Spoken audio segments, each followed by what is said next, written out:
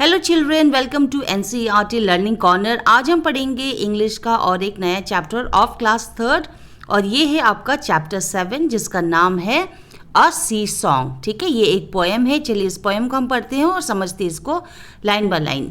Have you ever collected shells? क्या आपने कभी भी शेल्स को कलेक्ट किया है? शेल्स का मतलब होता है शंख। शंख क्या होता है, जैसे कि आपने देखा होगा ना, इस पिक्चर में भी आप देख सकते हो, वाइट कलर का होता है और डिफरेंट शेप्स में भी होते हैं। ज़्यादातर ये समुद्र के किनारे पाए जाते हैं। तो यहाँ पर आपको पूछा है कि have you ever collected shells? Enjoy this poem about a shell that sings. अब यहाँ पर कहा है कि ये जो पोएम है इसको इंजॉय करिए और ये जो शेल है वो क्या करता है, वो गाता भी है। ठीक है, enjoy this poem about a shells that सिंग, जो गाता है। I found a shell, a curly one, lying on the sand. I picked it up and took it home, cold inside my hand. Mummy looked at it and then she held it to my ears. And from the shell there came a song, soft and sweet and clear. I was surprised. I listened hard. But it was really true.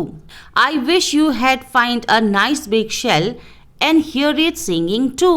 तो इस तरह इस poem को पढ़ा जाता है। अब हम समझेंगे इसको लाइन बाय लाइन। यहाँ पर आप पिक्चर में देख सकते हैं एक लड़का है, बॉय है, और वो कहाँ पर है, एक समुंदर के किनारे हैं। और जब वो समुंदर के किनारे जब वो समुंदर के किनारे टहल रहा था तो तभी उसको क्या दिखा, उसको दिखा एक शेल। इसके हाथ में भी है ना ये शेल, शंख।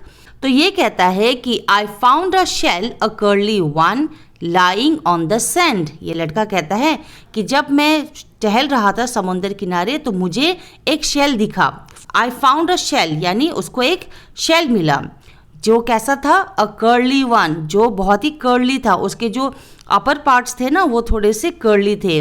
Lying on the sand, sand का मतलब होता है रेत, रेतीला जगह। ठीक है, तो उसको समुंदर के किनारे जहाँ पर बहुत सारा रेत था, सैंड था, वहाँ पर उसको एक शंख पड़ा हुआ मिला। I picked it up and took it home, cold inside my hand. फिर मैंने उस शंख को उठाया जो बहुत ही ठंडा था, मैंने उसको अपने हाथों में लिया और मैं उसको अपने घर ले गया। Mummy looked at it and then she held it to my ears. मैंने जब मम्मी को घर पे जाके दिखाया कि मम्मी देखो मुझे समुंदर किनारे ये शंख मिला है, तो मेरी मम्मी ने क्या किया, मम्मी ने वो शंख लिया, उसको देखा, फिर उसको मेरे कान की ओर ले आई। आप देख सकते हैं इस पिक्चर में वो उसके कान के पास ले आती हैं।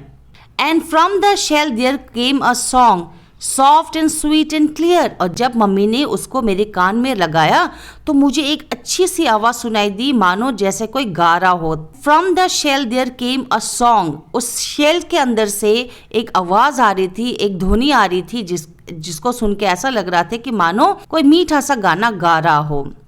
I was surprised. I listened hard. और जब मैंने ये होते हुए सुना तो मुझे अपने आप को यकीन नहीं हुआ और मैंने दोबारा उसको अच्छे से सुनने की कोशिश की कि वाकई में ये सच है। But it was really true. लेकिन वो वाकई में सच था, उसमें से सच में एक आवाज़ आ रही थी जैसे कि कोई गाना गा रहा हो। और ये लड़का कहता है कि मैं चाहता हूँ कि काश आपको भी ये शेल मिले, ऐसे ही बड़ा वाला शेल मिले, और उसको जब आप कान में लगाओगे तो आपको भी एक गाना सुनाई देगा। वो विश कर रहा है, यानी वो चाहता है जो भी इस पोएम को पढ़ रहा है वो भी इसको एक्सपीरियंस करे, और वो शंख को जब आप कान में लगाओगे तो आपको एक ध्वनि सुनाई देगी, एक गाना सुनाई देगा, एक म्यूज़िक की तरह। तो चिल्ड्रन, कभी भी आप कभी वेकेशन में जाते हो, कभी भी समुंदर किनारे घूमने जाते हो तो ये ज़रूर एक्सपीरियंस करना। आप कोई भी शंख को अपने कान के पास लाओगे ना तो आपको एक आवाज़ सुनाई देगी। आपको ऐसा लगेगा जैसे मानो उसमें से कोई म्यूज़िक बज रहा हो या आवाज़ आ रही है। ठीक है, तो ये है पोएम का मतलब। आई होप आपको मैंने अच्छे से समझा दिया होगा।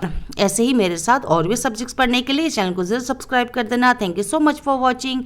Happy learning.